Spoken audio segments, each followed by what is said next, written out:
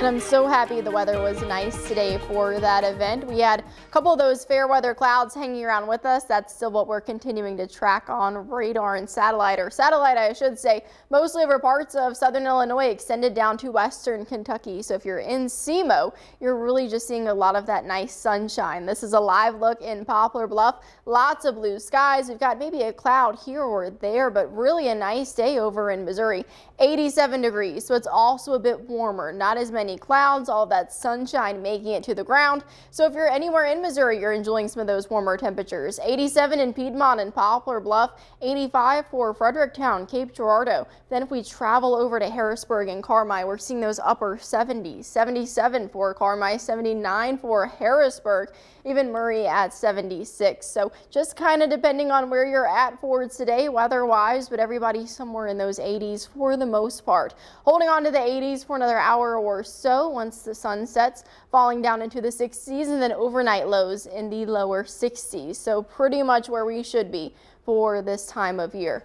Continuing to track this low pressure, very slow moving as it continues to go up the coast. We've seen a lot of that wrap around precipitation and rain. So that's what was yesterday's rainmaker, just continuing to move off to the north there. A lot of activity still off to our west there in the plains. They're seeing that severe thunderstorm watch, even some warnings. And then off to our south, parts of the deep south like Texas, still seeing excessive heat warnings and heat advisories. So really enjoying the low threat tracker for us here at home. Just a few clouds, some mild temperatures. And then as we go into the end of the work week, we're heating back up, getting a couple degrees warmer, but for the most part staying dry. And then as we get into the end of the weekend, that's when we start to see that more solid chance for some rain, which is the good news. And unfortunately, a couple of storms may come along with that. Not tracking a lot of activity this evening, just temperatures in the 80s falling into the 70s by 9 o'clock. A couple clouds still hanging around with us, especially our eastern counties there.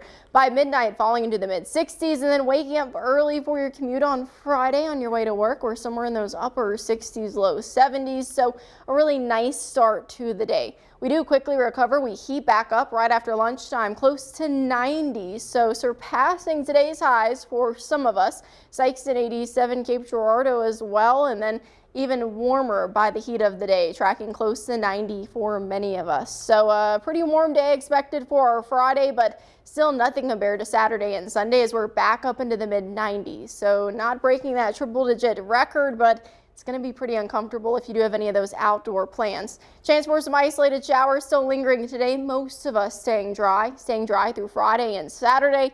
Scattered shower chances come back Sunday, and Sunday is going to be the day to watch. So really important you have the Storm Track 3 app because Sunday brings that chance yet again for some of that severe weather. Not seeing the traditional 1 out of 5 risk quite yet. We're still 4 days away, so just kind of keeping an eye on our eastern counties with that 15% chance.